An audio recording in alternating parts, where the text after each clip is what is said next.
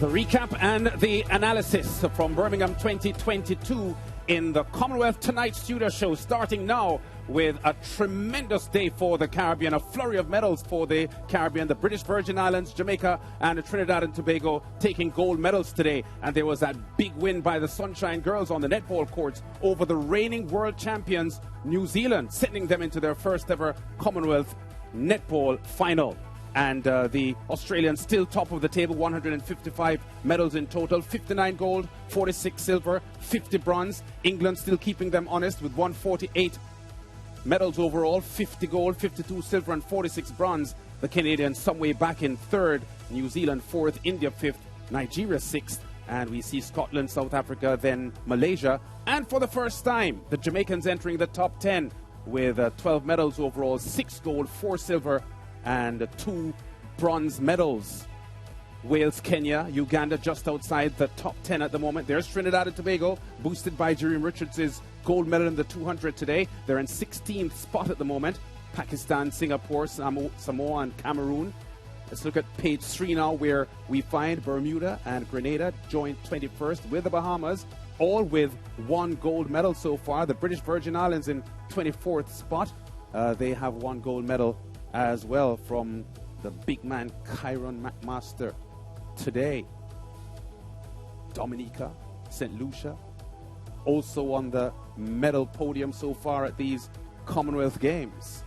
Very, very big performances from the Caribbean today, led, we have to say, by the Jamaicans. And what a day for them to celebrate gold medal successes at the Commonwealth Games, because it's Independence Day in Jamaica and the 60th anniversary of Jamaica's independence, and yeah, they deserve this. What a big performance from the Jamaicans, starting early this morning with their netball success, and the Sunshine Girls putting a proper whipping on New Zealand, the reigning world champions, and their performance is really, really outstanding today. We're going to go first to Jereem Richards and his victory in the 200 meters, but a quick comment from our analysts and experts recapping what happened today. Obadele Thompson, the only Barbadian in history with an Olympic medal as an individual, and he's a former world record holder among the juniors in the 100 meters. And Leighton Levy, of course, Leighton Levy is the chief editor of SportsMax.tv that churns out daily reports and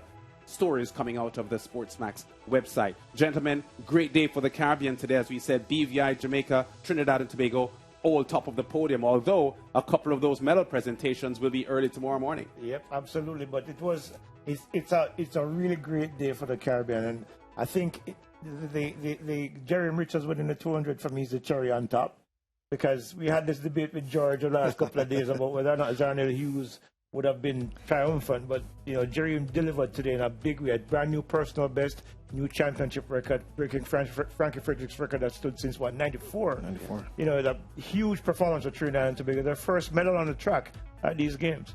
Yeah, and Oba, you were a 200-meter man at times, although you were predominantly a 100 sprinter. How pleased were you with his effort today? I think it was incredible. We predicted it last night, and he delivered in record-breaking fashion. Yeah, great run by Jereem Richards. Let's go to that event now. It's the rerun of a wonderful duel in the sunshine on the Gold Coast. 4 years ago, it looked like the gold was going to the Englishman. Richards took the title in the end. Will history repeat itself here in Birmingham? The final of the men's 200 metres. Set. Watch for Hughes, he's third from the right-hand side. If he runs a good bend, he could put Richards under pressure, but the Trinidadian going well. He's up onto the Cameroonian, coming round the bend, and Richards is up. Hughes is under real pressure here. Jereem Richards driving for the line, storming to victory. It's gold to the Trinidadian, silver to Hughes, and 19.80. That is absolutely sensational. Amoa ran brilliantly for the bronze for Ghana, but Jereem Richards ran a superb bend. Some said Hughes was robbed 4 years ago, but Richards grabbed the initiative by the scruff of the neck. Hughes was the fastest fastest man in the semis. He was the fastest man in the heats. But Jereem Richards poured on the pace, poured on the pressure, poured on the class. Yeah, so we have Jereem Richards, the winner of the men's 200 meters, successfully defending his Commonwealth Games title. Jereem, what a performance from you tonight. First of all, I don't think I've ever seen you run a curve that well. Where did that come from? First of all, I like to say praise, thanks, glory to God. I've been training very hard this year. All my training partners, Noah, Wade, Jelani. If I miss anybody, I forget, but everybody helped me out. Muriel, Keston Bledman, Coach Lance Brumman, Kettle, everybody helped me out this year. I had a big team, a big support team, my family, my friends, everyone. But in terms of the start, I've been working on it for a while now, and now I have the confidence and I have the ability to do it. Controversial victory 4 years ago, nothing controversial about tonight. I get the feeling that you came here on a mission. I've been on a mission. I was very conservative throughout the rounds, and I just wanted to make a statement. Coach told me to drop the hammer in the final, and that's what I wanted to do, just drop the hammer. How much does this make up for the disappointment in Eugene? It definitely does make up quite a lot to leave here with a PR personal best, so close to the national record once again. I'll take it down sometime. God's timing is the best timing, but I'm just happy. The two major meets of the season is done. Mentally, a big weight has come off of my chest. World Championship finish, Commonwealth finish, job done both ways, and I'm happy. Praise God. Atta Bolden still holding on to that 1977. How long it's going to take? It could be gone this season. I still have a few more meets to go, but the main focus is just to keep on running fast and staying healthy. So I want to get the record, but it's not my main focus. It will come when it's time to come. How proud would Dion Lendore be of everything you have achieved this year? I know Dion is smiling right now. I have one request. If anybody from this meet could hear it, I would love to hear the national anthem in the steel pan rendition. I would love to hear that one. If I could get the national anthem tomorrow, please God, in the morning, in the steel pan rendition, that'll make my day. That's my favorite anthem, the steel pan one. Well, let's see if we can get that one done. Congratulations, Jereem. Terrific performance tonight. Thank you very much. Yes, of course, Dion Lendore, his former teammate at the Olympic Games and so many other international meets, died in a car crash in the United States in January. And every time that Jereem Richards touches the track now, he dedicates his performances to Dion Lendore and his memory. So 4 of the last 5 titles in the men's 200 meters at the Commonwealth Games have gone to Caribbean athletes. Jereem Richards twice now. There was Rashid Dwyer, and back in 2006, Omar Brown, Veronica Campbell's husband, he had won in the 2006 games. Gentlemen, Jereem delivered big time today in a personal best. He was, as Ricardo correctly pointed out, brilliant from the gun, which is not like him. Yeah, well, we had said it. Oba and I were telling George just that Jereem is a lot faster this year. He's a lot better this year. He's a lot stronger this year. The 1983 at the National Championships earlier this year, in June, I think it was, demonstrated that. And of course, 1986 in the second round in the semifinals in Oregon, told you that he was in that kind of shape. So coming here, what we felt, that we all felt, that if he runs a curve the way he's supposed to, and with the strength endurance and speed endurance that he has, we thought he was going to get the better of Zan, and that's exactly how it played out. Yeah. I want to oversimplify something here, Oba, as we analyze Jean-El Hughes, who was considered by some to be a favorite to win here. He has a personal best in the 100 at 9.91. His 200 personal best is at 20.02. If you multiply 9.91 by 2, you get 19.82. Does that mean that he's underperforming in the 200 meters? Not necessarily, but it suggests that they aren't doing the type of 200-meter work to get his speed endurance up. His personal best is 991, which dates back several years. His best this year is 1997, and he just performed a season best of 20.12. But what seems to be happening is that under pressure, he doesn't perform as well. So here, as we just saw, Richards got out to a fantastic start. I think being in lane 7 allowed him to capitalize on getting off the turn quickly and getting into the straightaway. Indeed, he was leading coming into the straightaway. And once he's in the straightaway ahead, as we were discussing last night, it's going to be almost near impossible for Hughes to catch him. So to me, when I consider, getting back to your question about Hughes, I think it's a matter of them really focusing in on mastering the 200 meters. A lot of people think that just because you can run a fast 100 meters, automatically your 200 meters is going to come along. Yes. And it's really, that's not absolutely the case. It's 200 meters, like every other race, is one that you have to devote the time, energy, and commit yourself to mastering it. So he's running, of course, we see right here, season best, 20.12. I think he is better than this, but they just have to get it right in training, and then he has to execute what they're doing in training, and I believe he can run sub 20 seconds. Yeah, just to add to that, Lance, there's a thing called speed decay or speed deterioration. When you hit your top speed, you can't go any faster. It's about holding that speed for as long as you can. Zharnel I don't think he has a muscle memory to be able to do that. Yeah. And eventually, his speed will wane to the point where he's almost going in reverse compared to somebody who has better speed endurance and strength endurance as well, because you need a lot of strength to be able to hold that speed. Yeah. So Jereem Richards then a big winner today in the 200 meters at the Commonwealth Games. And remember, you add that to the 400 indoor world title that he secured earlier this year in March. So big performances by Jereem Richards, and he's almost promising that Ato Boldon's national record of 1977 could be in jeopardy before year end. Well, Elaine Thompson-Herah was a favorite to complete the double today. Of course, she is the Olympic double-double champion, having won in 2016 and 2021, both the 100 and 200 meters. A little below par so far this year. Her times haven't been as impressive, even close to what she did last year, but she was out of the blocks fast today, and she made the 200-meter gold medal look easy, like taking candy away from a baby.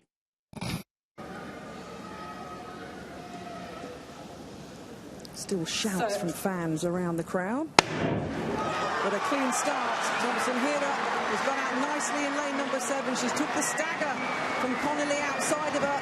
She's eating it up, the Jamaican. Thompson-Herah into the home straight. Ofili, the Nigerian, in second in the lane inside of her. And Bomber's going to get the bronze. Keep your eye on the clock. 22.02 seconds. I thought it was under threat, and she's taken the game's record off. Yeah, and again, that performance showing dominance by Caribbean athletes in this event. I think 5 of the last 6 winners in the women's 200 meters at the Commonwealth Games coming from the Caribbean. Of course, Elaine Thompson-Herah, and there was Sharon Simpson as well from the Bahamas, Shawnee Miller, Weibo, and Debbie Ferguson in between that, Sidonie Mothersill. But a very solid performance today from the Olympic champion. And the issue was beyond doubt pretty early in the race, Oba. Yeah, she had an outside lane, just like Richards did. And she capitalized on it.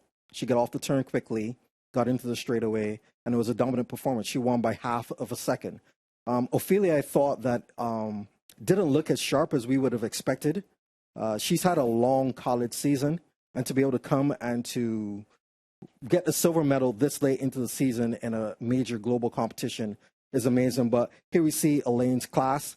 She's actually, I think, perhaps a better turn runner now, because she's run so many turns this season in the last 2 championships from the inside lane that really forces you to master the turn. Yeah. So even though she's the old, 2-time Olympic champion of 200 meters, I actually suspect that going forward, her 200 is going to become better, because being forced to run such long turns from the inside lane is going to benefit her. Yeah, Leighton, the president of the organizing committee for the Commonwealth Games said earlier this week that he feels that some of the top athletes in the world who opted out of the Commonwealth Games, like Shawnee Miller, Weber, Shelley-Ann Fraser-Price, and so on, would regret the opportunity to be here, because the upwards of 30,000 fans every day, so the atmosphere has been brilliant. How much do you think Elaine Thompson-Herah has enjoyed her double success here? Immensely. I mean, especially given the fact that she didn't perform the way she wanted to at the World Championships. When you're a champion, you don't like to lose. You don't like to underperform, even though you might have extenuating circumstances that you can't control. So you have a situation now where she comes to the Commonwealth Games after underperforming in Oregon. She wins 100, and then she completes the double in breaking the championship record. This is the kind of elixir that she will need now not just for the rest of the season, but taking into the next season. Because when you consider the fact that she was not at her best this year, but she still comes away as a Commonwealth double champion, I don't think you need any kind of motivation more than that to take into the next season, where there's another championship next year in Budapest, and of course the Olympics in 2024. So this is a nice way for her to end her championship contention this season. She says she has a couple of Diamond League races, and I'm sure based on what we saw here, she's going to run well in those races as well. And I agree. And I think it's good because she also gets to show that the new system that she's under, with her husband being her coach, this is bearing some fruit. And that will give her confidence going forward. And she has a new sponsor in Puma. And I'm sure sponsors are always pleased when you bring away hardware wearing their gear. So this is a big thing for her. Yeah, and Ricardo Chambers was trackside with Elaine Thompson-Herah after her double success. Yeah, I'm with Elaine Thompson-Herah, the 200 meters champion, the sprint double champion here at the Commonwealth Games. Elaine, you wanted the Games record in the 100 meters. You didn't get it, but you came out on a mission and you've achieved it over 200 meters. Talk to me about that. In the 100, I wanted to get that Games record in the workout. Execution wasn't great, but I'm determined that I will get the 200 tonight. I wanted to go below 22 seconds, but the legs got the best of me, but I'm grateful for the championship record. You looked really good in the semi-final, shut it down with about 50 meters to go. How much confidence did that give you coming into this final? I think a lot of confidence so far because, the World Championship, I didn't have my coach there, and he's with me now, and I think that is a big impact on my performance at the Commonwealth Games. But nevertheless, I still went out there doing the rounds, and, I get a championship record, a gold for Jamaica. Happy Independence Day, Jamaica, and I think this one is for them on their 60th birthday. How does it work? Is it difficult any at all, that athlete, coach, athlete, husband type of relationship, wife-husband relationship? Well, for me now, he's my coach, not my husband. And I think because at the World Championship, I have to just get the instruction over the phone. That didn't do much, but seeing him and being him at the track with me, I think that helps me a lot because I'm used to that. But I am growing, I'm learning.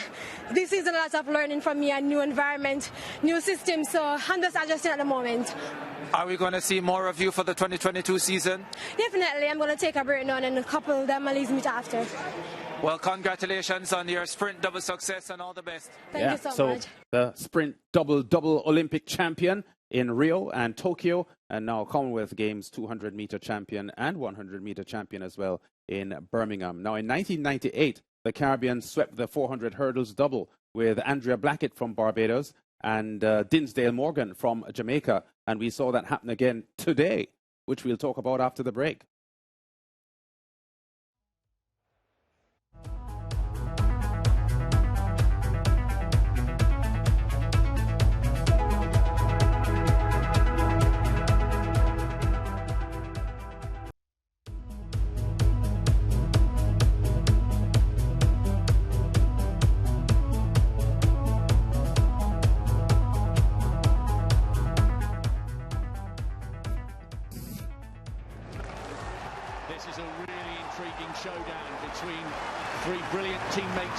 Jamaica. Pretty even at the moment. It's Russell, third from the left-hand side. Now bathed in sunshine. Knight has gone out hard. And going well is Leighton now. Coming up onto the shoulder of her teammate. Salmon's on her inside. The Pan American bronze medalist is coming up towards the shoulder of the defending champion. There's never been a clean sweep in this event. It's Independence Day in Jamaica. Will the sun shine on the Caribbean island? Russell's coming back. The three Jamaicans are away and clear, but in which order will they finish? Russell's bidding for history. She becomes only the fourth woman to successfully defend the title. And the clean sweep does not happen because Van der Vault of South Africa came through like a steam train over the last 20 meters. So 3 consecutive gold medals in the Commonwealth Games for Jamaica here. It was Khalees Spencer back in 2014, Jereem Russell in 2018, Jereem Russell in 2022. And that was a pretty smart performance, Oba and Leighton, and almost a 1-2-3 for the Jamaicans. It got pretty close. Clayton took it out extremely hard and paid for it at the end. I really thought coming off the last hurdle it'd be a 1-2-3, but Van der Vault, who was a world junior champion from 2018 and a youth champion in 2017, she came on at the end. In fact, her time equaled the time of Salmon, who came second. So they both ran 54-47. And I guess it seems like if maybe, as Leighton was saying off air, she might have mistimed it a little bit. But hope for a sweep. Got close, 1-2. Unfortunately, didn't get the third one. Yeah.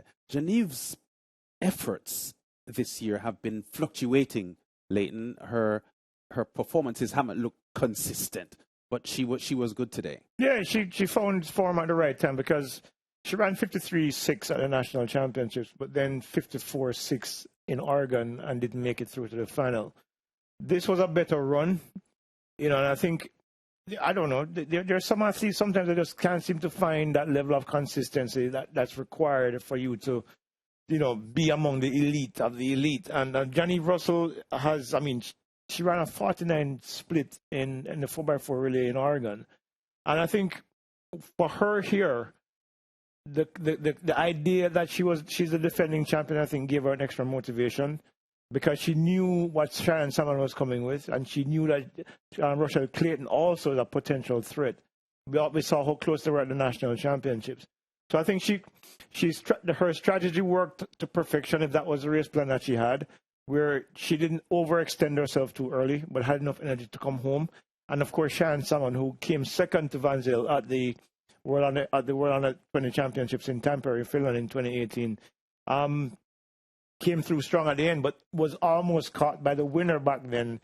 She was beaten into second place then. And but to answer the question, I think Geneviève just had a better race plan and she executed better than Rochelle Clayton and the others, because I think Rochelle, when I saw her over the first 200, I was wondering how she was going to maintain that pace. And it looked like she was going to be able to, but she failed over the last two hurdles badly and then lost out on the medal. Yeah, well, let's hear what Jereem Russell had to say post-race, as she told Ricardo Chambers exactly what her plan was and how things panned out for her. After the disappointment of the World Championships, how big is this for you, Jereem Russell? It's very big. It shows that nothing is guaranteed, and when you're hit down, you should just get up back and just go strong. Honestly, I just wanted to come out here and finish in the top 3. I didn't even put a color to my name because of the disappointment during World Champs. I was a bit doubting myself, but over the warm-up track, feeling how I felt before the national trials gave me that confidence. Yeah, 54.14, the final time. How would you assess that? Are you pleased with that type of time? Of course, it's a gold medal, so absolutely brilliant. But would you have liked to go faster? Definitely. I was saying that I wanted to run 53 regardless of the weather. The last 150, I messed up a lot. I've been cutting my strides because I want to pick up. So I've messed up the latter part of the race. And again, I made a mistake looking on the big screen instead of running through the time. I think that would have been a 53.9 or 50.0 race if I just continued to the search to the line. Well, congratulations, you're Commonwealth champion again. I give you an opportunity as well to say happy 60th and to say hello to anyone you want to across the Caribbean. Thank you very much. Happy 60th, Jamaica. Hi, Mommy. Hi, Tamale. Hi, my church and all my friends. 1-2 finish for Jamaica. Back to Lance. Thank you. Yeah, hi to you too, Geneviève. Congratulations on the outstanding performance that you had there, because it was pretty smart. Shannon Salmon was the silver medal winner. She's only 21 years old. Measured her race well. She was finishing fast and actually closing a bit on the winner, although she had to fend off the South African, finishing like a house on fire in the last 10 meters or so. And let's hear what Salmon had to say about her effort. A 1-2 finish for Jamaica in the women's 400-meter hurdles. Let me start with the silver medalist, Shannon Salmon, a global medalist at the junior level and a major medalist now at the senior level. Shannon Salmon, how are you feeling after that silver medal run? I'm very elated for that silver medal. I've been training hard. I've been making mistakes, and I'm just glad I came here today and I delivered. How would you assess your execution of that final, like the semi-final, running on late? Well, in my head, I kept on repeating to myself, get over the first hurdle and keep your stride pattern regardless of how the pace was going. The pace was going pretty pretty fast, but I was confident that if I kept my stride, I would be able to catch them. Well, congratulations on a great silver medal run and an opportunity to say happy 60th to the land of wood and water. Thank you. Yeah, so Cheyenne Salmon there celebrating a very good result. An event that the Caribbean has become very strong in. In a moment, we look at Kyron McMaster's successful defense of his men's 400 hurdles title. But as far as the women are concerned, we have to remember that Dion Hemmings in 1996 with her Olympic triumph in Atlanta gave Jamaica and the English-speaking Caribbean its first ever gold medalist on the women's side in the history of the Olympic Games. Yep. And then, of course, Million Walker, who won Worlds and, of course, the Olympics 2008, 2009. I think it's set a benchmark for other youngsters looking on to realize that this was an event that they could do well. Because one of the things is that, you know, running the flat four is one thing, but there are other elements within the 400-meter hurdles that a lot of our athletes can capitalize on. And not everybody's going to be able to. There are only 3 places on any given team for any major championships. So if you spread the wealth over, you know, to like the 400-meter hurdles, the 800, other events that have similar, you know, you have similar capacities for endurance and strength. I mean, you know, what is happening is clearly you're seeing it in Jamaica where a lot of youngsters, and I mean, Anika Makhanoff from Obadele is another rising star. Yeah. Following in the footsteps of these ladies. So it's a tradition that has started by Dion Hemmings, but certainly picking up momentum as the years have gone by. And I'm pretty certain that Oba will want to include the fact that Andrea Blackett from Barbados in 1998 won gold in this event as well. She was a schoolmate of yours at Harrison College, wasn't she? Yeah, good friend and a classmate also, training mate. And so when I was performing well, it was always good to have Andrea right there because she was in the top in the world. She also came 4th at the World Championships in 1999. Yeah. And I still think about how fast she ran back then. She ran 53.36, which is our national record. Yeah. And I think the Caribbean, as we're seeing, has a great history in this event. It's something that I think other athletes should look at. As Leighton was talking about, some people just won't make it in the 400, but perhaps in the 400-meter hurdles, people should consider that. Yeah. Okay, we talk about the tradition that the Caribbean is building up in this 400 hurdles race. Kyron McMaster has had a pretty tough career. Back in 2017, his longtime coach, Dag Samuels, was killed during Hurricane Irma when the BVI was flattened by that very dangerous hurricane that killed a lot of people in the BVI and Dominica and a lot of countries in the Eastern Caribbean. But a year after that, he was able to win the gold medal at the Commonwealth Games, and he repeated today in a splendid performance, tracking the Jamaican Jehiel Hyde, who had beaten him at the World Juniors when they were both juniors. But today he measured his performance. He was strongest over the last 150 meters, and this is how he won it.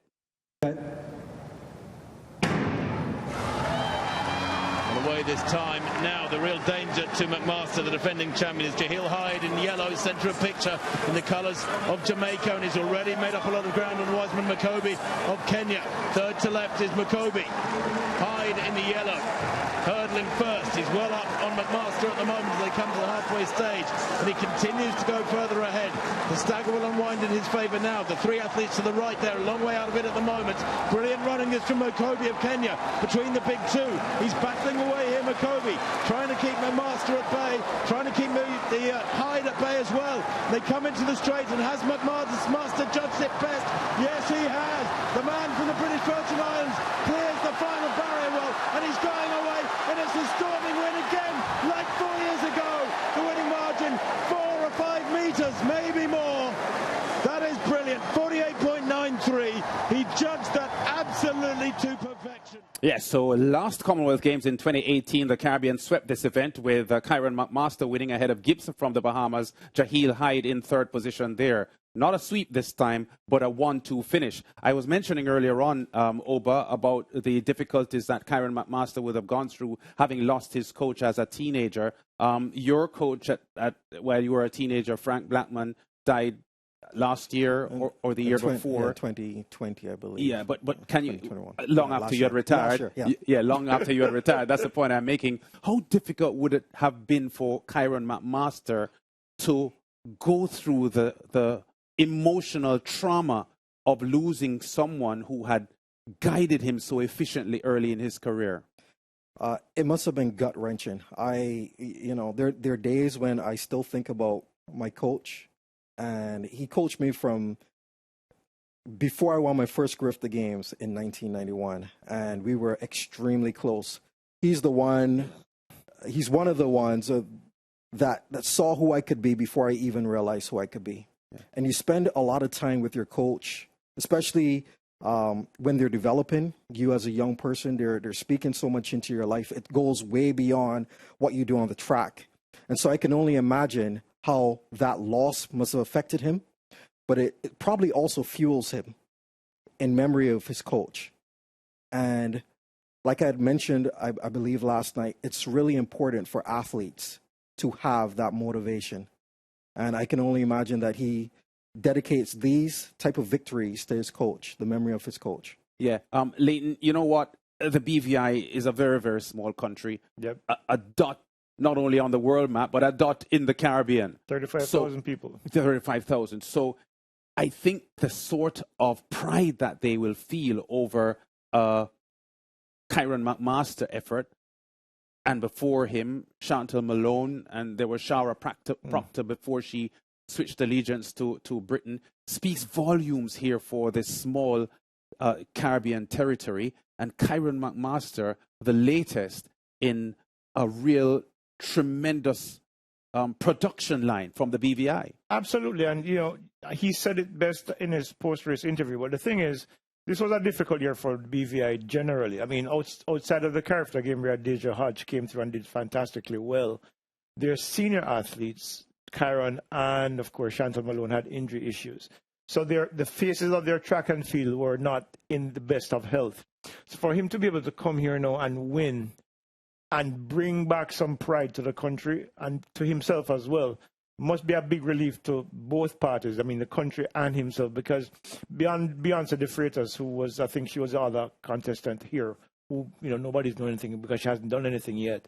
But Kyron defending his title, first of all, and winning gold, obviously must be a great fillip to those in this country who support the athletes and support track and field. Yeah, that's for sure. And let's check out now his post-race interview with Ricardo Chambers. McMaster, given the injury issues that you have had this year, how significant that you were able to come out here and successfully defend your Commonwealth Games title? Man, it was very significant. I think my country wanted it more than me this trip around. My family, my friends. For me, I just wanted to get through injury-free. That was the biggest thing for me. Take me through the race. Jahil Hyde went out quickly, and you were able to reel him in down the home stretch. Yeah, I knew I had to run a well-distributed race.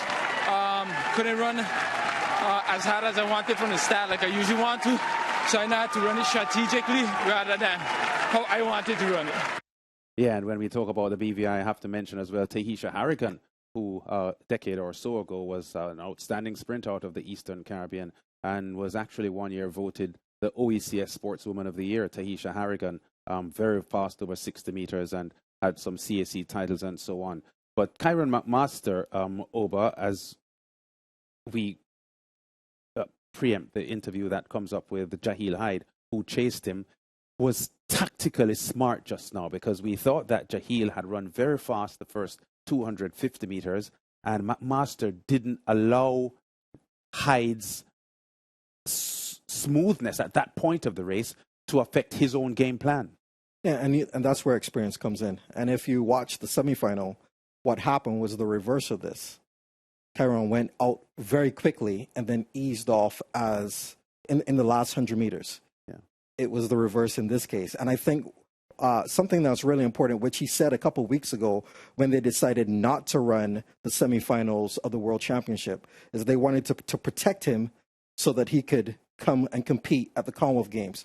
So going into the race, as we heard, and I think his mentality was, let's just go to win. He isn't concerned about time. His personal best is 47.08, 8th fastest ever. At this stage, let's get a championship. Not important. Yeah. And to me, when I first saw the race, I was wondering if Hyde was actually going for a time, because maybe he was confident that he could win, and therefore the focus wasn't on let me win. Sometimes an athlete can get into the mindset of I want to run fast, and at a championship, especially a finals, The mentality should be, I want to win, and if winning requires running fast, I'm prepared to run fast. Yeah. But if you switch the order, it becomes a problem. And to be honest, there were only 2 people in the race really looking for gold and silver, in my estimation. And it looks like if Jehiel just did not execute the right strategy in this particular race. Yeah, he doesn't smile much, Jehiel Hyde. I don't think I can recall too many times seeing him smile, but he did have a dejected look post-race when he spoke with Ricardo Chambers. Jehiel, first of all, just take me through that race. I didn't run the race according to plan. Somehow at the start, my strides got messed up, but pretty happy to finish the race injury-free. Not the color medal that I wanted, but I forgive thanks nonetheless. Went out really hard, which is not unusual for you. Where do you think you didn't execute as well as you would have wanted to? I think my strides were a bit short throughout the first part of the race.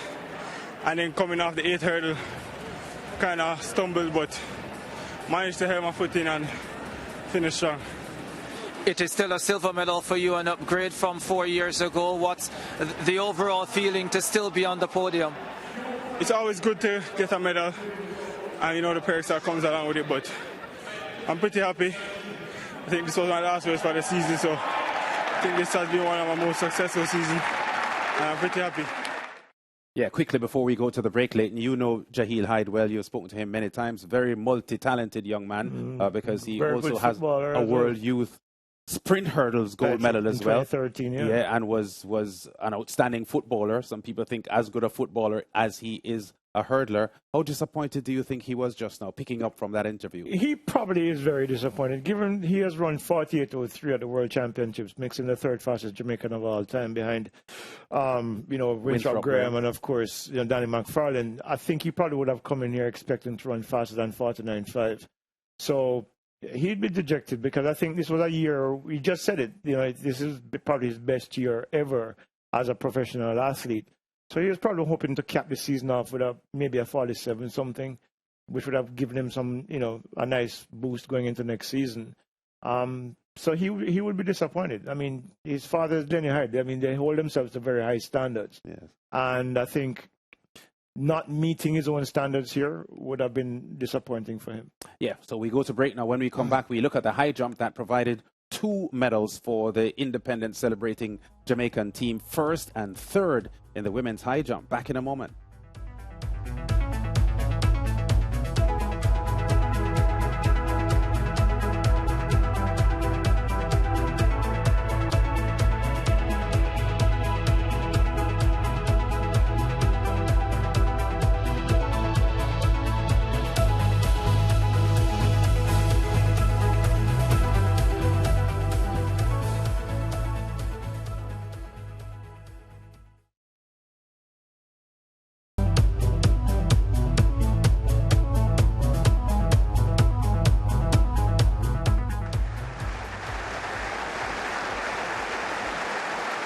Centimetres shy of a lifetime best. Oh!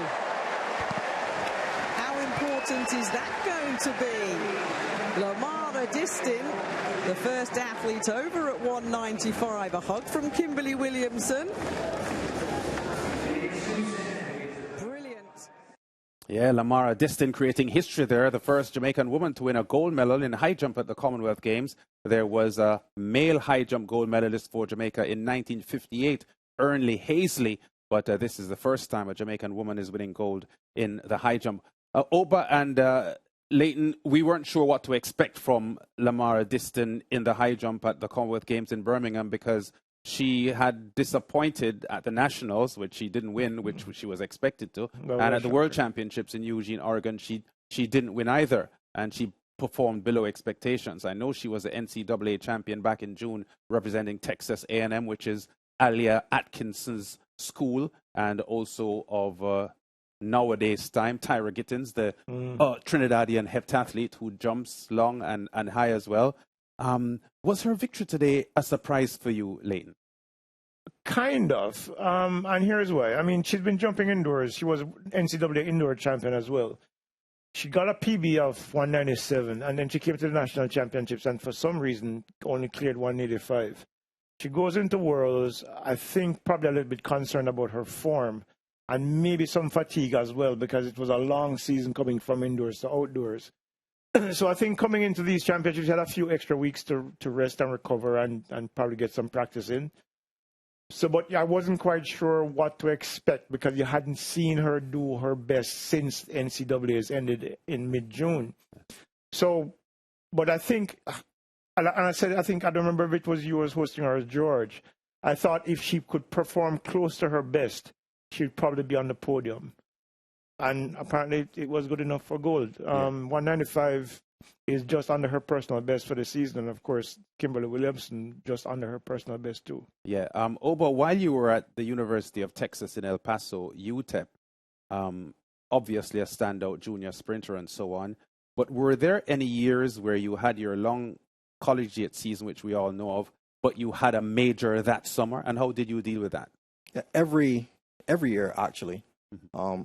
And I went to school actually in 1993, the fall of 1993, with the purpose of getting ready for the 1996 Olympics.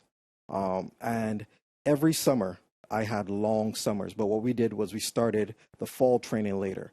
And part of the arrangement I had with my coach was that... Dan Fowler. Hey, no, in college it was Bob Kitchens. Bob Kitchens, yeah. Was that Oba has to compete during the summer. So whatever we do, I'm going to be there for the championships, outdoors, indoors, outdoors, in the collegiate system, but leave something in the tank for the summer. Yeah. And I know a lot of athletes, unfortunately, don't have that arrangement with their coaches, and so they're burnt out by the time they come to represent their countries during the summer months. Yeah. After she had secured the title, Leighton, she attempted 1.98 meters, which would have been a new national record and is the current all-time CARICOM best, held by the St. Lucian Laverne Spencer, right, who has retired since winning the 2018 Commonwealth title. How far do you think that is away from her? And which Caribbean jumper do you think is best placed to finally achieve 2 meters? Lamar Diston.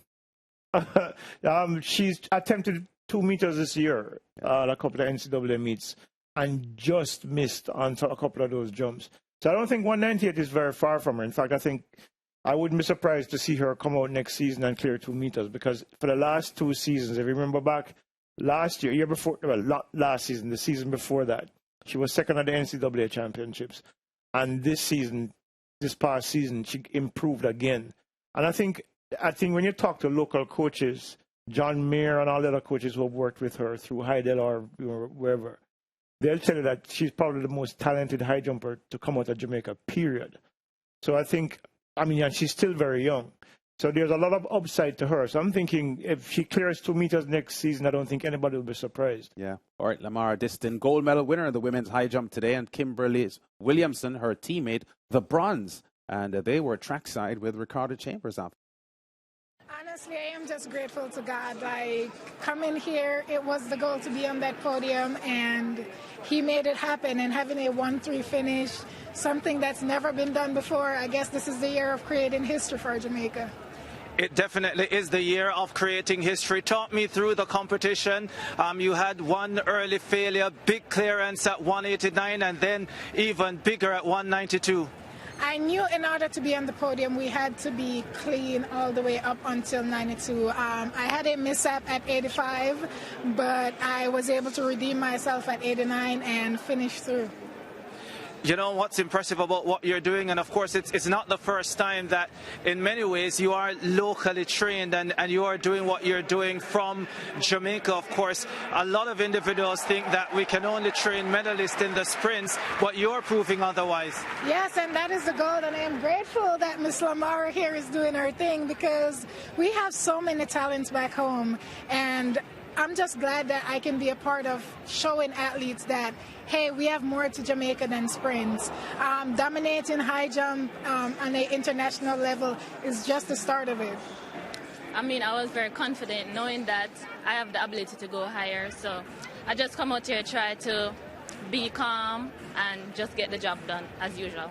You had that disappointment at the National Championship where you had by far your worst competition this year.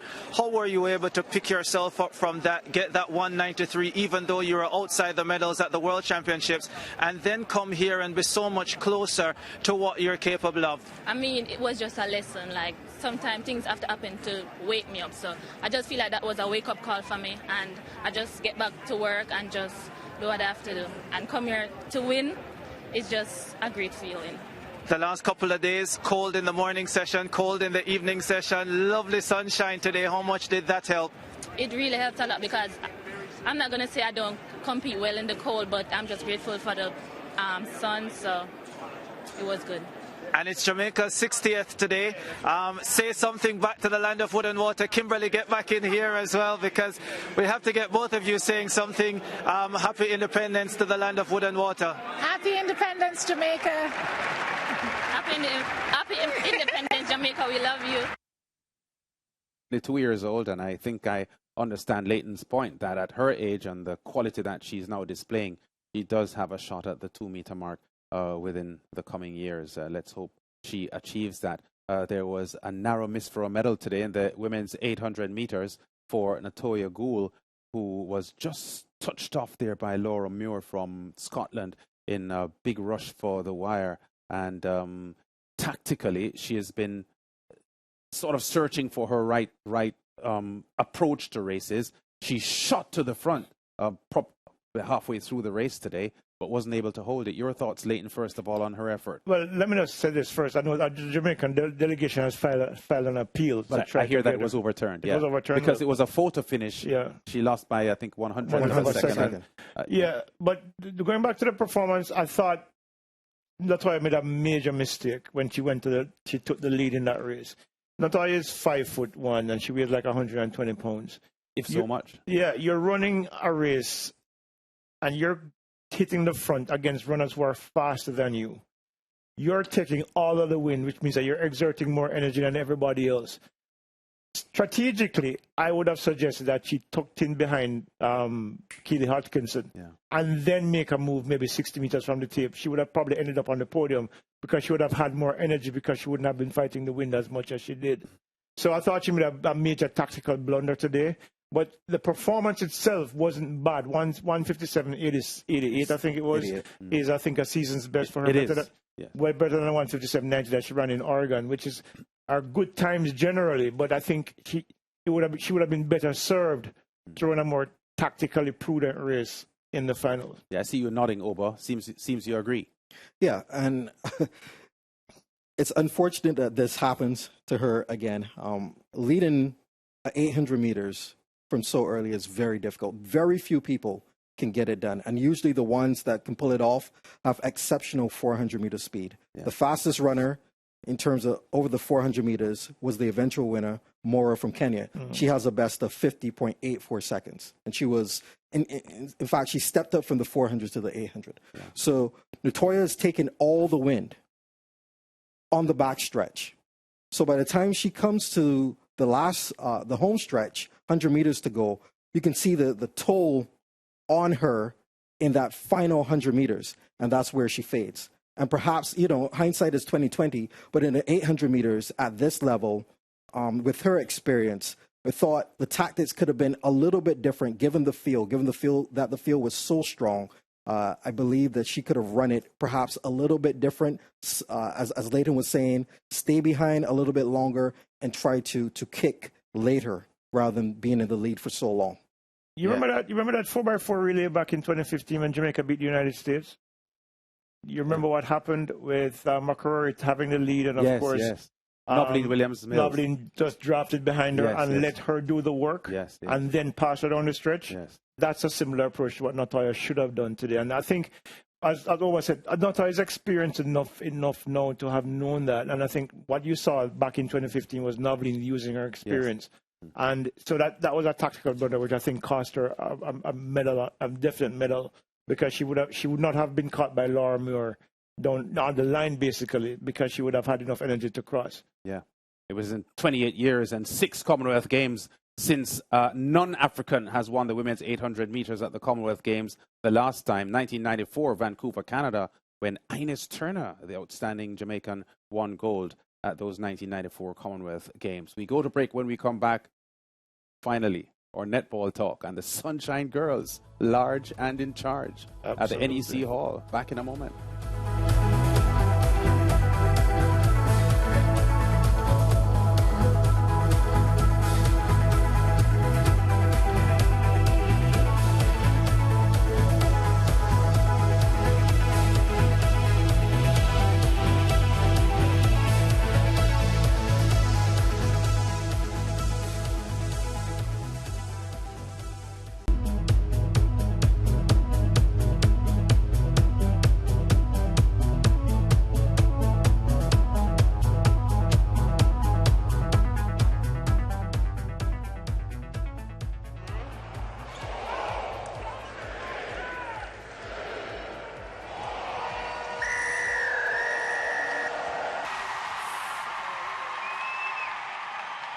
Drink it up, soak it in. This is what it looks like when a glass ceiling is broken in sport. Jamaica's Sunshine Girls, they've finally found the light, the spotlight of a Commonwealth Games netball final for the first time in their history. And semi-final pain finally ended after some 20 years in Birmingham. A semi-final victory at the sixth time of asking. 3 of those losses were at the hands of the Silver Ferns.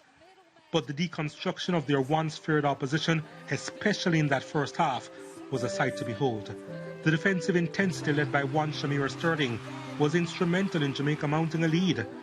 Janelle Fowler was so clinical. The Jamaicans in no time had doubled their advantage as they sashayed along the court, and Shanice Beckford was also busy in the goal third. Jamaica's good attack was smooth. She ended with 10 from 10. But Fowler was an absolute force. Her physicality was no match for the New Zealand defenders. Jamaica had an 18-9 advantage at the end of the first quarter, and you could see the writing on the wall already. And adds one more. In international netball like this, especially when playing the Silver Ferns, you have to take it from the first quarter because they're a team that will tick away. Second quarter now, and the Sunshine Girls continued where they left off thanks to Sterling, with a magnificent defensive display again, which led to Fowler scoring and Jamaica leading by 11. They went to the half even further ahead, 36-22. The intensity didn't ease up at all in the second half. Nicole Dixon-Rochester with the interception for the Jamaicans at centre, and it led to Fowler continuing her perfect streak. Oh, poetry. Just like a knife through butter, straight through that court. In the fourth quarter, Dixon-Rochester with another interception, which led to Fowler scoring her last shot of the game to put the Sunshine Girls up by 22 with over 6.5 minutes to go. She left the game with a perfect 54 from 54. And the Jamaicans weren't going to lose from there. History created. I'm overwhelmed by what this team has been doing from the beginning of this tournament. They have been playing some really classic netball. They have been staying really disciplined, and they're tight-knit, and they hold each other accountable for mistakes. So it's about putting everything together, and I thought that we went out there and really executed well. The celebrations at the end have become synonymous with this confident, colourful team. And for the very first time, a Commonwealth Games final awaits them. Yeah, you know what? Back in 2002, the Jamaicans won their first medal in netball at the Commonwealth Games. That team had players like Simone Forbes and Elaine Davis and Oberon Peterson. And so many years on, this team now looks so strong.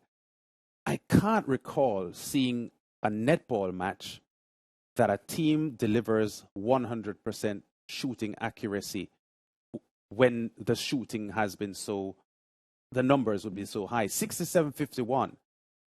They've beaten New Zealand before. Yeah, but it's rare. But only by 9 points. But not by 16 points. Yeah. This Jamaica Sunshine Girls team is awesome. Yeah, they are. And the thing about it, one of the key things about this team is that they have so many players playing professionally now across the globe. They have this idea now of what it means to be a professional player, the standards, the fitness, the the consistency that is required. One of the key things about this game today is that Jamaica only had 9 turnovers in this game against the best team in the world.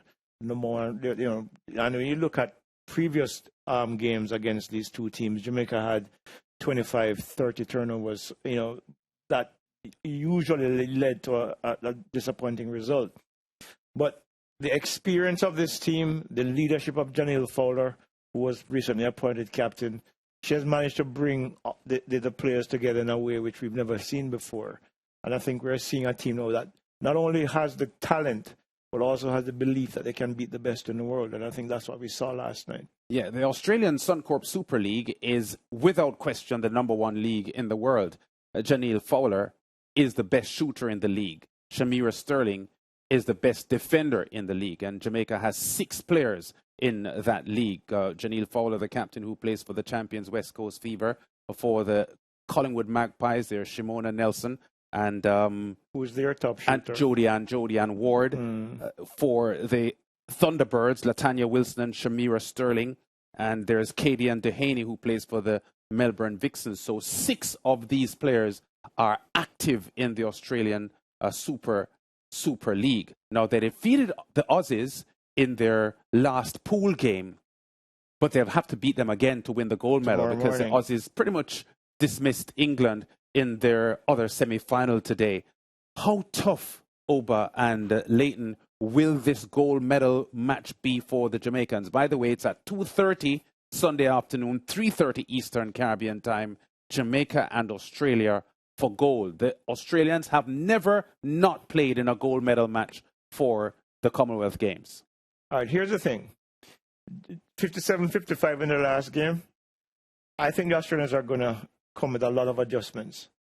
Jamaica is going to have to be prepared for those adjustments and be able to react quickly, because if they don't, what happened to England today will happen to them tomorrow morning. 60-51. Or tomorrow afternoon. Yes. 60-51 today. England were never in that game. When you look at what this Jamaican team is able to do with the confidence of beating the 2 top teams in the world in consecutive matches, is a nice fillip going into the final. However, do you beat the #1 team in the world twice in 3 days? It's a tall order, but I think this team is capable, because I do believe that with Janelle Fowler, her leadership is something that is, I think it's a nice, it's pulling the team, it's making the team better. Every single individual is accountable. Every single person now has to, you look at what she did in that game where against Australia, when they actually confronted the umpire about the suspect calls. That's the kind of leadership that I don't think the team has had before. Not to say that the other leaders were bad, but what it is that she's taken that leadership to a new level, and the girls are rallying around her. They're playing, they're a lot more patient. They're not making as many turnovers, not a lot of silly mistakes, and they're playing like they finally believe that they're as good as New Zealand and Australia, perhaps even better. Because as you pointed out earlier, Janelle Fowler has been the best shooter in the league for the last 5 years. Shamira Sterling has been one of the best players defensively. Jodianne Ward has been she's seen significant levels of improvement in that midcourt. So you're looking at a team that not only do they play well, but they know they're capable of playing well and can take on the best in the world. All right. Oh, but of the 3 of us, you're the only one here who has competed internationally and understood, and you would understand the pressure of delivering on a big stage. The Jamaicans have never been better than 3rd at any major championship in netball. No World Championship, no Commonwealth Games. There is this fast netball, which is like T20 for cricket. They were runners-up, I think, 3 times. So, in that format, they have shown themselves to at least been able to get to a final.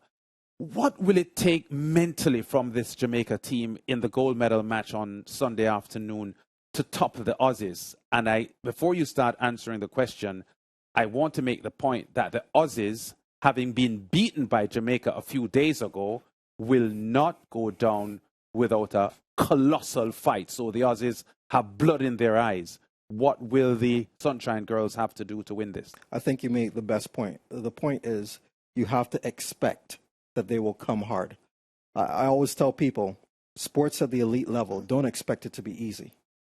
They're going to have to be able to overcome any waves and momentum that Australia has. And I think that comes from, first of all, they have the skill level, they have the belief, they have the discipline. And it's a matter of combining those things to weather whatever comes. And I think that's the most important thing, to expect at some stage they will be under threat.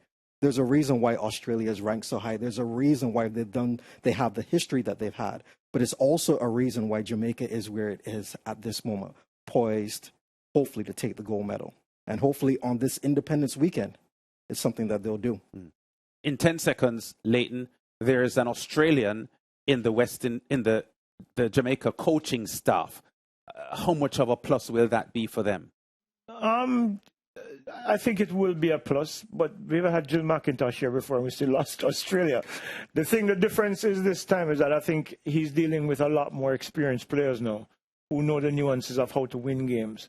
And I think that will be a key difference in this final come tomorrow. Yeah, and reminding you that this final on Sunday afternoon is a 2:30 match Jamaica time, 3:30 Eastern Caribbean time. So I just want to get that in your brain because most of the matches have been early morning. So this gold medal match is in the afternoon Sunday. We'll be back with more on Commonwealth Tonight, the studio show, after this.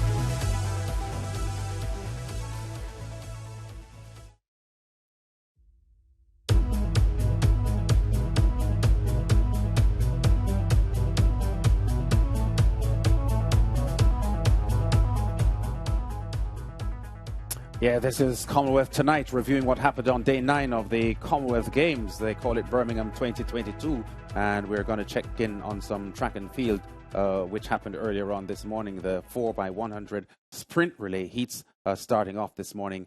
And let's go to the women first, where Trinidad and Tobago and Jamaica are the two Caribbean teams advancing to the final. The Jamaicans in Heat 1, not a particularly fast time at 43.66, but they were pretty easy.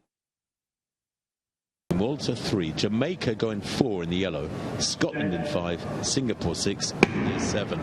Away they go, and already Jamaica making up ground on Scotland. Centre of Picton, Jamaica almost up alongside Matheson of Scotland. It's been a brilliant leg from Nelson.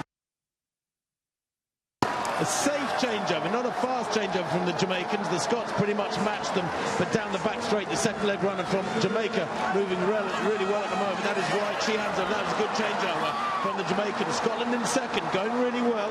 On the outside, India going pretty well too.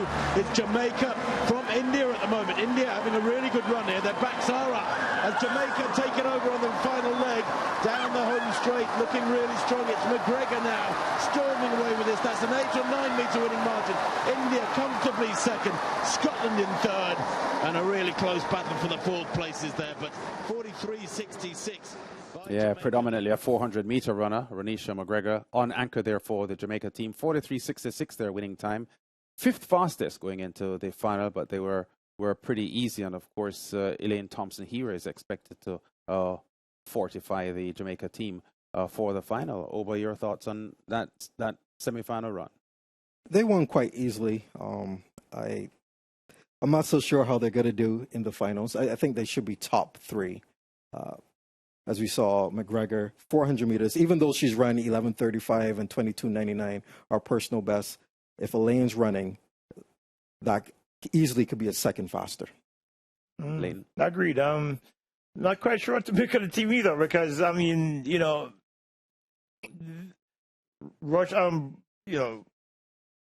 God, Natalia White isn't 100%. The team itself is not a very fast team. The Nigerians run 42.56, I think it is. Yeah, just somewhere about that. Second half of that for Jamaica gives them a 42.6, which makes them second at least.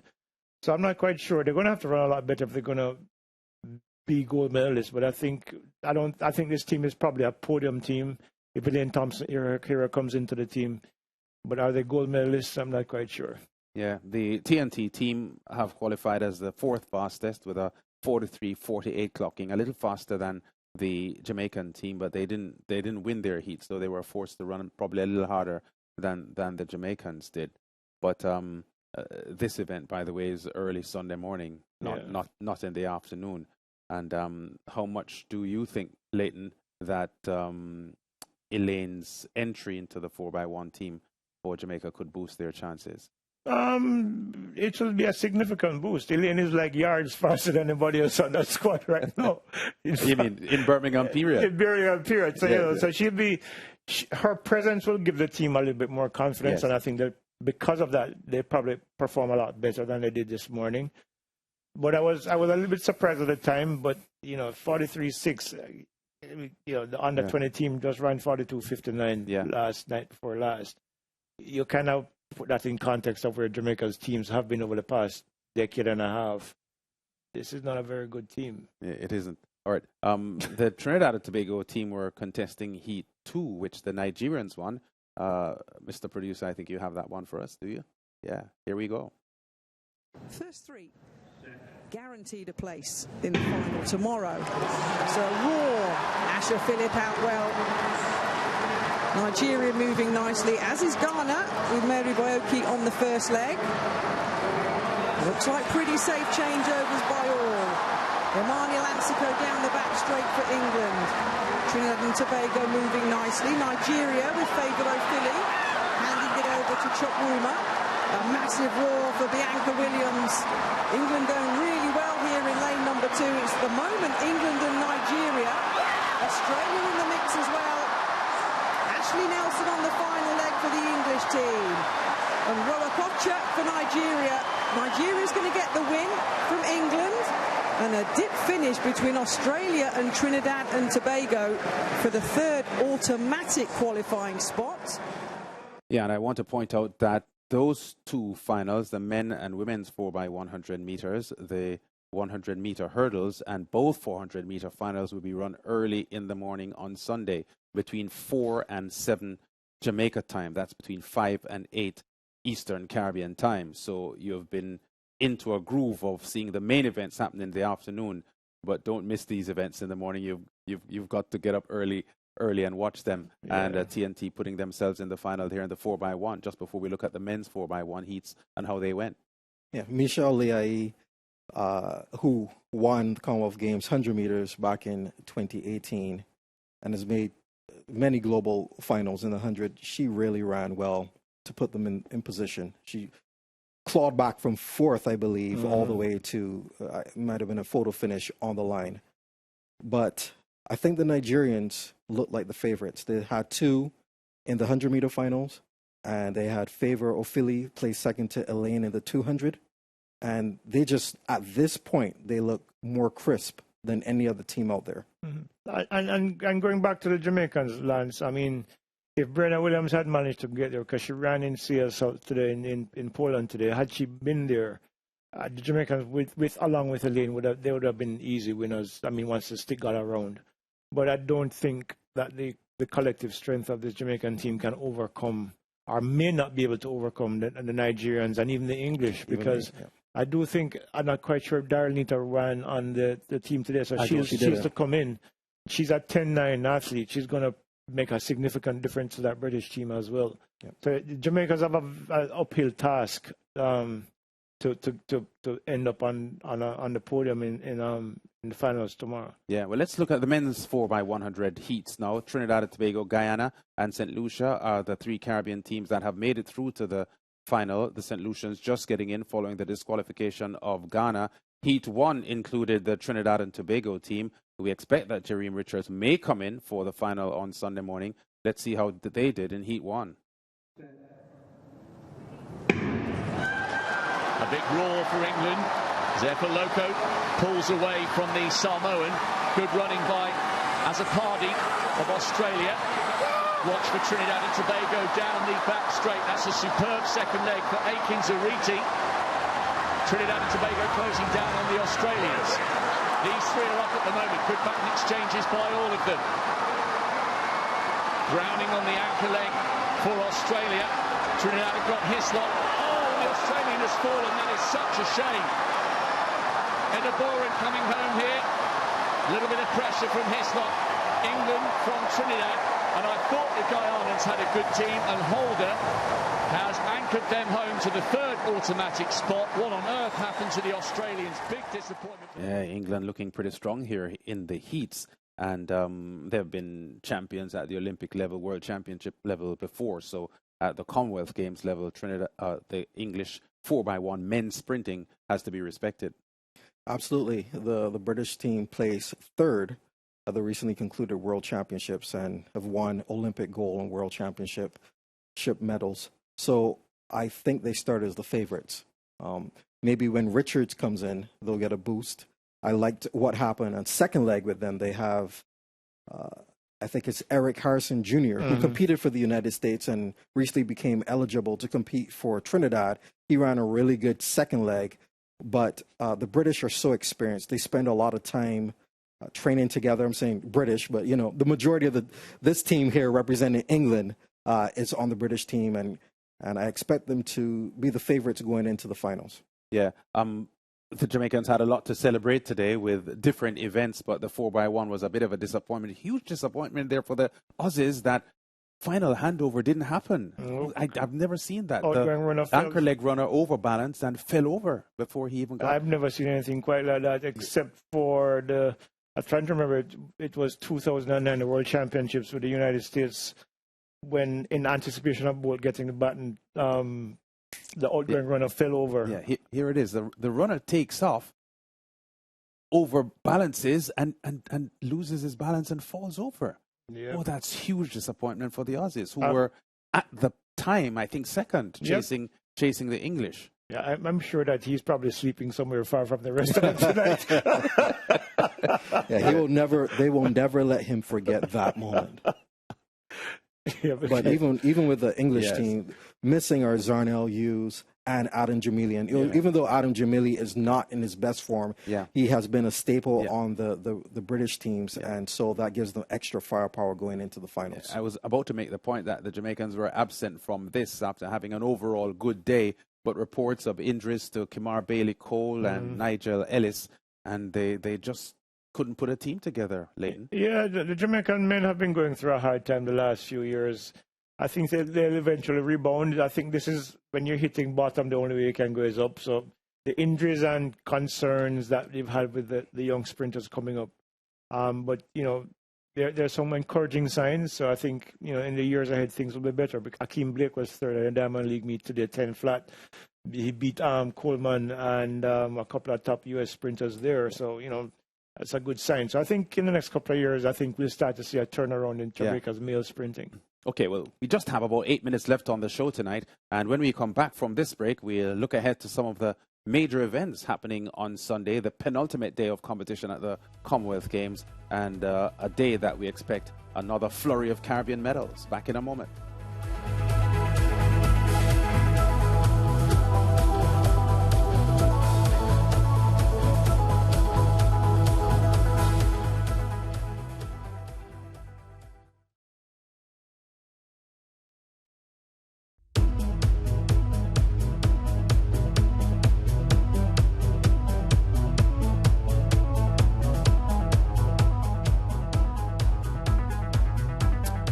Let's take a quick look now before we wrap the show on what are the main events for Sunday. Cycling road race starting at 2 o'clock, 3 Eastern Caribbean time, followed by badminton. There's athletics finals starting at 4 o'clock in the morning, 5 Eastern Caribbean time, with several finals in that segment, I might add. Boxing comes up at 5:30 Eastern Caribbean time. There's table tennis at 6 Jamaica time, 7 Eastern Caribbean. Badminton starts off at 8 o'clock Eastern Caribbean time. Netball, the 7:30 bronze medal match, 8:30 Eastern Caribbean time between England and New Zealand. Beach volleyball comes up after that, and there's boxing with gold medal matches starting at 10 o'clock. There's table tennis as well and beach volleyball at the same time. Squash at 11:30. That's 12:30 Eastern Caribbean time. Diving comes up after that as well. The afternoon session of athletics starts at 1:30 Eastern Caribbean time. There's a netball gold medal match. It says 3:30 p.m. there. I think it's 3:30 Eastern Caribbean time, 2:30 in Jamaica. Beach volleyball at 2 o'clock. There's squash at 4:30, 5:30 Eastern Caribbean time. And the Commonwealth Tonight Show, which is what you're watching now, starts at 6:30, 7:30 Eastern Caribbean. I said earlier on that a lot of these finals for track and field will be in the morning session tomorrow. So be reminded that the 100-meter hurdles, that's the women's sprint hurdles, the 400 finals, both men and women, and the 4x100 relay finals, both men and women, will be run in the morning segment. That's between 4 and 7 Jamaica time. That's 5 and 8 Eastern Caribbean time. Shall we start, gentlemen, with a look at the 400-meter finals, where Barbados has a shot at double gold for sure. Sade Williams is a favorite to win the women's 400, and Jonathan Jones may not be the favorite, but he is a favorite. And let me start with you here, Oba, because both athletes attended Coleridge and Parry in St. Peter and were coached by Ramon Armstrong. Very good work he has done, because he has set the platform for two athletes who have risen to international class. Yeah, and then they came over to my alma mater, Harrison College. Both? For a year. Jonathan Jones as well? I believe so, yes. Okay, I know Sade did. She did sixth form at Harrison College. Yeah. I may be wrong, but I think both of them did. Okay, yeah, go ahead. But Sade, she starts in lane 6. Her main threat, I believe, will be Urugu. Victoria Urugu, who is the younger sister of Olympic champion and two-time world champion Christina Urugu. Yes. But I believe Sade should win. She didn't seem particularly pleased with her semifinal performance, but she's coming off of a big high. But her personal best of 49.75, which she set a few weeks ago from Eugene, is far superior to anyone else in the field. She's looked easy. I'm not sure if they're going to just go for the win or if they're going to go for time. They'll probably just go for the win. Which they should. Yeah, which they should. She already has a big performance under her belt and some races to come on the European circuit. So I expect her to win. With regard to Jonathan's in a good lane. He, I believe, also has lane 6 or lane 5. Just outside is who I would consider the favorite, marginal favorite, who is Hudson Smith from England. He's coming off of a bronze medal at the World Championships. Nathan Allen from Jamaica, who is a 44-1 runner at his best and set a personal best of 45.18 in the first round. And appears to be returning to his best. Yes, he is in lane 9, so he's going to have to run really hard. And so I expect the medals to be somewhere around. He could probably have a word with Wade Van Niekerk. Absolutely. Remember Van Niekerk in Rio running 43.03, making Karani James at on that outside lane. Incredible run. Yes. So, Leighton, I heard the discussion you had with George last night about the 400 for men, because it is felt that Sade, all things being equal, should win. I like this Jonathan Jones. They keep talking about his 800-meter background, but he also has a 1,500-meter background. In the under-17s at the Carifta Games in 2016, in Grenada, I think it was, he won the 8-15 double, and he has won the 4-8 double as well. But this is a very strong, confident athlete, and I wouldn't be surprised if he wins gold. Neither would I, actually. I mean, I think he's got some lungs on him, because the season that he's had at the collegiate level, you would expect him to be fading right now. He looks as strong as the start of the season. So I think, Matthew Hudson-Smith will probably go in as the strong favorite, given the fact that he finished with the bronze medal at the World Championships. Yes. But the Jonathan Jones that I've seen navigate the round so far looks pretty good. And I wouldn't be surprised if he comes through and runs a 44.5 and wins, because Matthew Hudson-Smith does look a little bit tired. In the semi-final round, he was actually working a lot harder than I think he wanted to. Yeah. So I think while he's probably the favorite, I think Jonathan Jones has a really good shot. Yeah. We've got to go very quickly, but I want to remind our viewers that in that afternoon session, Anderson Peters goes for gold in the javelin, which he should win. Kishon Walcott, the Trini, is also there. And the 4x400 finals, both men and women, are also in that afternoon slot. And again, a quick comment on the gold medal match in the netball. an opportunity for Jamaica to create history. And the bets are on for that one because it could go either way. Absolutely, but they have to play out of their skins to win this one because the Australians are going to come at them hard. And they've got to be prepared. But you said that about New Zealand, and they beat them by 16. Yeah, and I'm happy they did. The thing is that the Australians have no experience this Jamaican team. Yes. So they know what they're working with. But I think what is going to be a key factor, or could be a key factor in this final, is the fact that Janelle Fowler is the Suncorp Super League champion this year. Yeah. So I think winning that title will help her to navigate this space here and maybe come out with a win as well. Well, we'll see what happens. Remember that our coverage of the Commonwealth Games on all the SportsMax platforms. Remember, you've got a widened viewer's choice now by downloading the SportsMax app. 6 uninterrupted channels for the different sports that you can see, plus the SportsMax Plus, all on the SportsMax app. That will be 7 channels in all, plus the TV coverage that we are offering. We start at approximately 2 o'clock in the morning, 3 Eastern Caribbean time, for day 10 of the Commonwealth Games, Birmingham 2022.